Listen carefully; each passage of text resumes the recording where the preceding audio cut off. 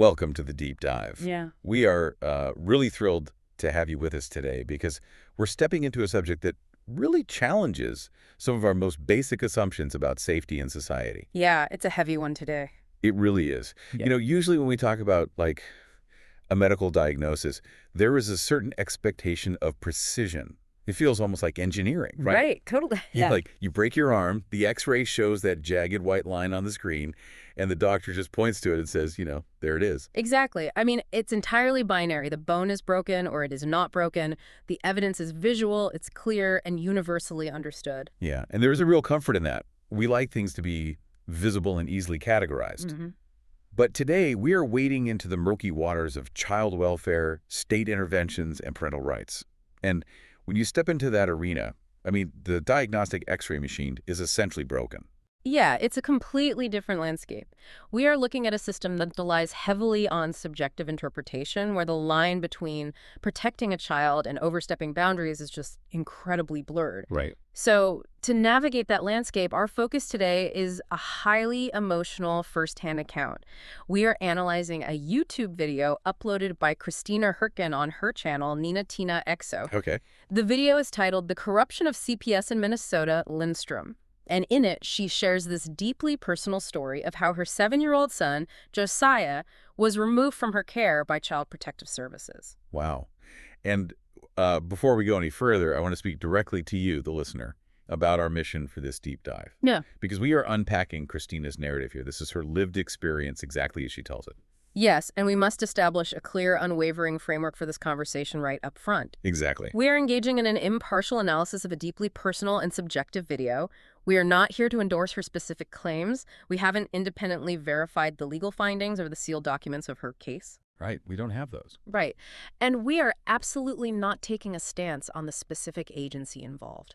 Our goal is to simply unpack the narrative Christina presents, to explore the broader systemic themes that her story highlights. Mm-hmm. The tension between state power and individual rights is this intricate web, and her account offers a really powerful lens through which we can examine how that web actually functions in practice. Okay, let's unpack this because Christina's core premise is staggering. Ah. She claims that a system explicitly designed to be a safety net, to protect vulnerable children, would weaponized against her, Yeah. ultimately resulting in the removal of her son.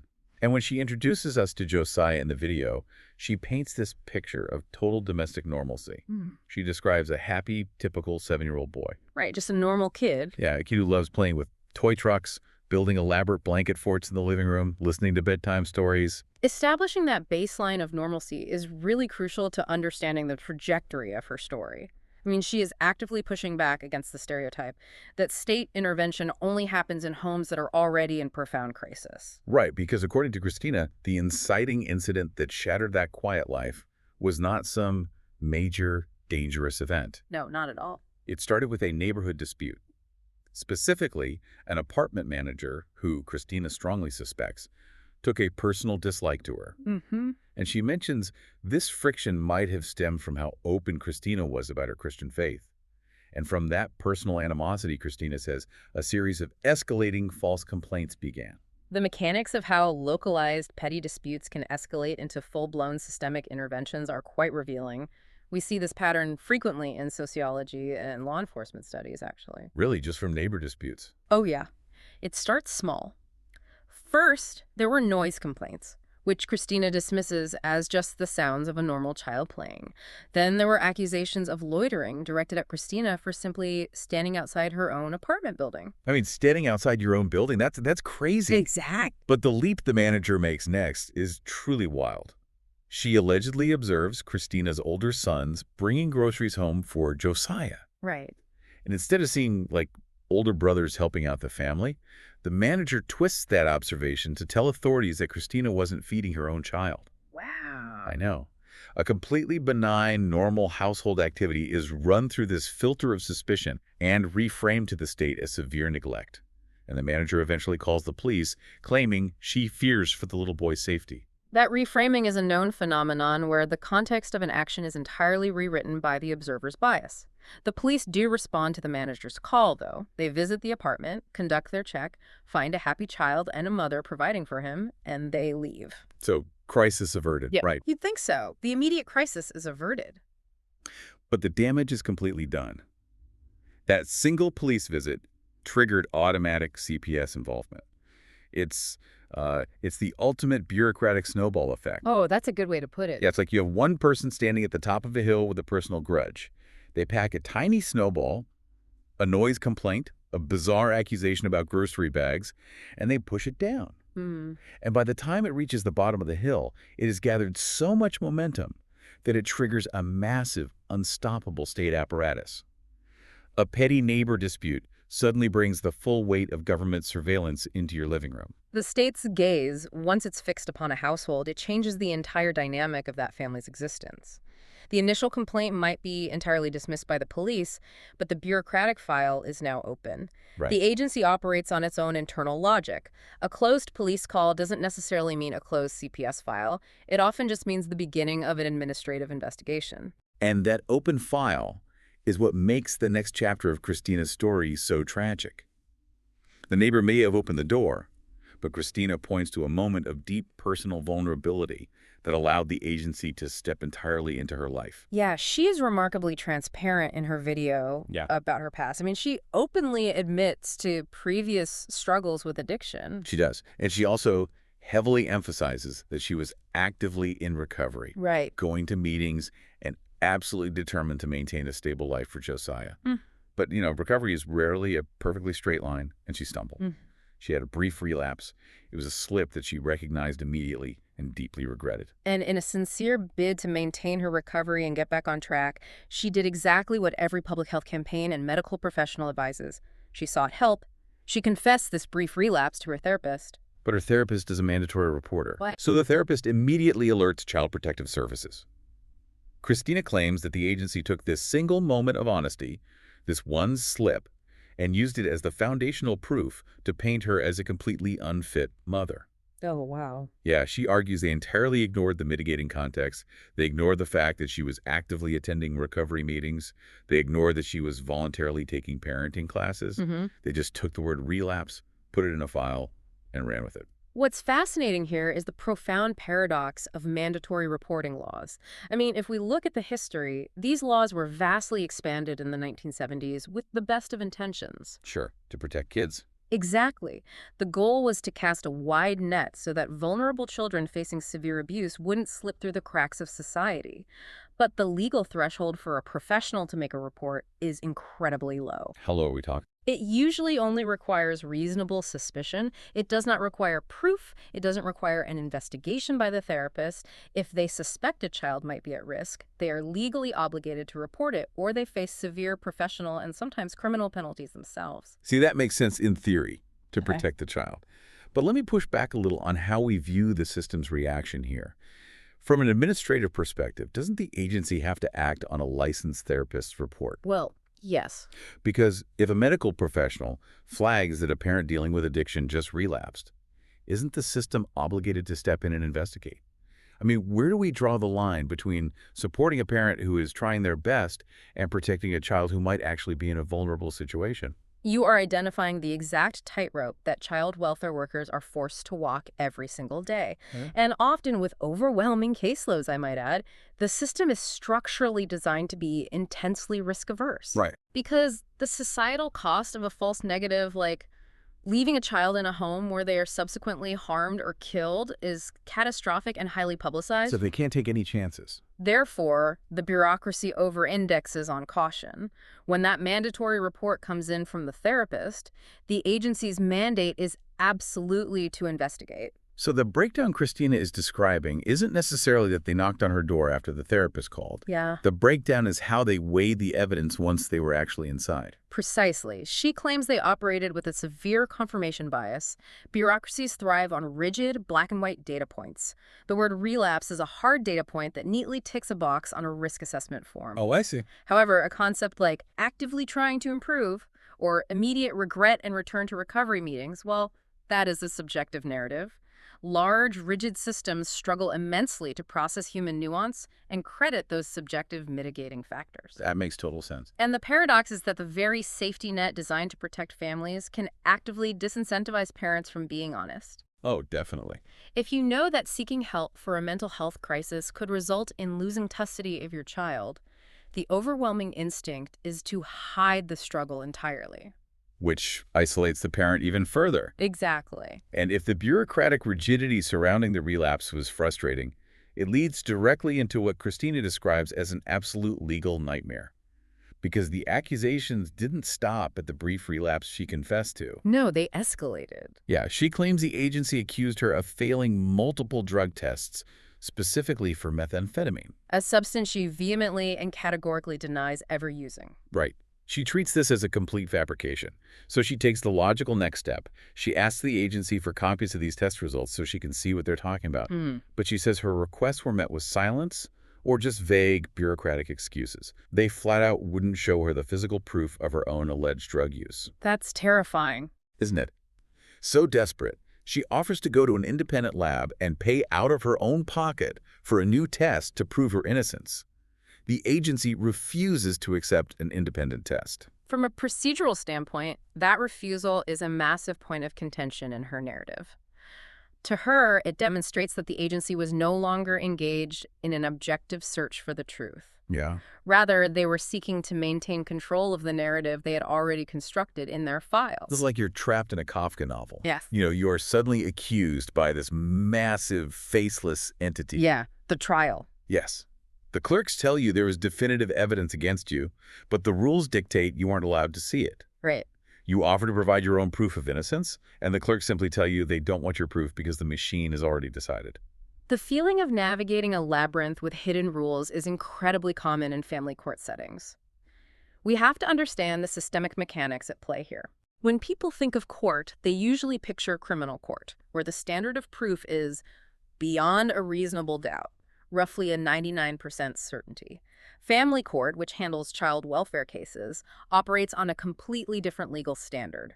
It often relies on a preponderance of the evidence. Wait, meaning just 51%? Just slightly more likely than not? Yes. If the judge believes it is 51% likely that a parent is unfit, that can be enough to alter custody. Wow. Furthermore, family courts are notoriously underfunded and overwhelmed. The rules of discovery, how evidence is shared, can be much less stringent than in a criminal trial. Which explains her experience with her lawyer. Christina says her court-appointed public defender was completely drowning in cases. Yeah, that happens a lot. She claims the lawyer barely glanced at her exonerating evidence and warned her straight away that parents almost never win against the system. Public defenders in family court often carry caseloads that far exceed recommended caps. I can imagine. When a lawyer has 100 active cases, their capacity to aggressively litigate, file motions to compel hidden drug tests, or challenge state evidence is severely compromised. The parent is left feeling that the presumption of innocence has been inverted. Instead of innocent until proven guilty, the burden shifts entirely onto the parent to prove they are perfectly fit while fighting phantom evidence they can't even access. God, that is so bleak. And if fighting phantom drug tests and navigating a crushed public defense system is the tangible bureaucratic wall she hit, Christina argues there was an even more insidious, invisible barrier holding her back. What was that? She claims the state was actively interpreting and penalizing her own mind and faith. Her very identity, specifically her deeply held personal beliefs, was put on trial. The allegations of religious discrimination form one of the most complex sociological layers of her account. Yeah, she states that her Christian faith was twisted by caseworkers into evidence of mental instability. Oh, yeah. She would use very common religious phrases in her conversations, things like facing spiritual warfare or talking about relying on God to guide her through her struggles. According to Christina, the agency workers took those phrases completely literally and formally labeled her as delusional and paranoid. This raises an important question about cultural competence within state agencies. Right. We are talking about secular institutions that operate on standardized clinical psychological metrics. Right. How do these institutions evaluate the mental health of individuals who communicate using strong religious, cultural, or regional frameworks? Exactly. Because if you grow up in certain faith communities, saying you are battling spiritual warfare is standard vernacular. It just means you are facing a difficult moral, emotional, or life struggle. Yes, a metaphor. Right. It is how you express hardship. Yeah. But to a state evaluator with a clipboard scanning for clinical red flags. If that evaluator lacks the cultural context of that specific lexicon, The potential for misdiagnosis is massive. The Diagnostic and Statistical Manual of Mental Disorders even includes sections on cultural idioms of distress for this very reason. What is a normal expression of faith in one community might sound completely disconnected from reality to an outsider. Right. If a caseworker doesn't understand the specific language norms of the family they are investigating, they can easily pathologize perfectly normal behavior. And she even recounts that her attempts to share her faith with Josiah, to teach him the values she holds dear, were categorized by the state in their reports as indoctrination and abuse. That is just incredible. I want to pause here and connect this directly to you listening right now. You might not be a parent, you might not be religious at all, Yeah, but the mechanism of what Christina is describing matters to everyone. absolutely. Fundamentally, this is about how easily your personal values, your specific cultural vernacular, the way you casually talk to your friends or family can be entirely misunderstood and weaponized against you by a powerful institution. If a system operates on preconceived notions and lacks the context for who you are, any part of your identity can be labeled a threat. That asymmetric power dynamic is the core vulnerability her story exposes.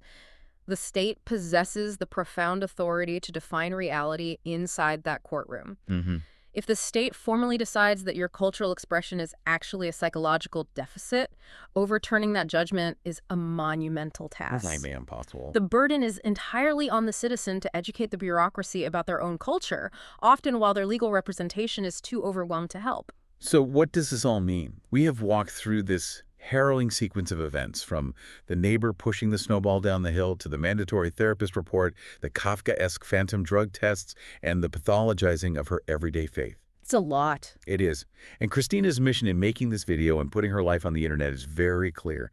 She says she is fighting not just to get Josiah back, but to expose these alleged systemic biases to the light of day. She is urging people to contact their state representatives, to demand strict accountability from child welfare agencies, and to support organizations that actively fight for parental rights. She is trying to build a movement to ensure no other family is crushed by these mechanisms. Synthesizing all of this, it remains crucial to remember that we are examining one side of an incredibly contentious, emotionally charged situation. Always important to keep in mind. Right. The agency's internal files, which are sealed by law specifically to protect the privacy of the child involved, might contain an entirely different set of facts or a completely different narrative trajectory. Sure. However, even functioning as a singular subjective account, Christina's experience serves as a powerful magnifying glass. It forces us to look closely at the precarious, fragile balance between a state's absolute duty to protect vulnerable children and the fundamental constitutional rights of parents to raise their families without unwarranted government intrusion. It brings us right back to that medical X-ray metaphor from the very beginning. As a society, we desperately want these systems to be precise. We do. We want to believe that if a child is removed from their home, the evidence of danger is as clear and undeniable as a broken bone on a screen. But Christina's story suggests that the diagnostic tools the state actually uses, neighbor complaints, low-threshold mandatory reports, subjective cultural interpretations, are incredibly murky and prone to human error. And looking toward the future, those waters may only become murkier and more difficult to navigate. How so? Well, I want to leave you with a final thought to ponder, one that builds directly on the mechanisms of surveillance and bias we've discussed today. Yeah. Across the country right now, child welfare systems are increasingly turning to artificial intelligence and predictive algorithmic models to flag families that might be at risk. Wait, really? Algorithms are predicting child abuse? Yes.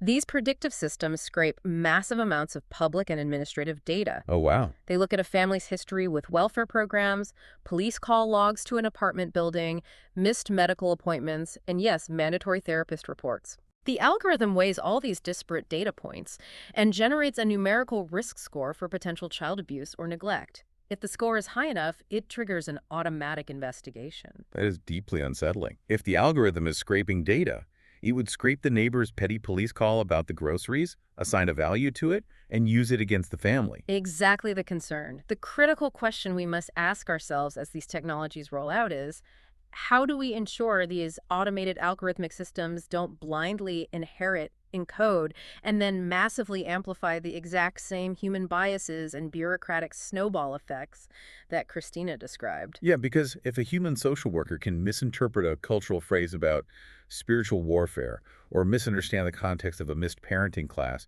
what happens when a machine starts making those same judgments at an industrial scale? Precisely. A machine is completely devoid of human empathy and context. It only sees the data point. It takes the Kafka nightmare and digitizes it.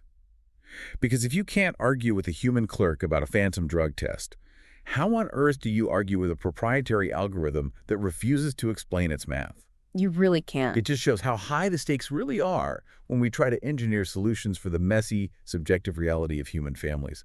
Thank you for joining us on this deep dive.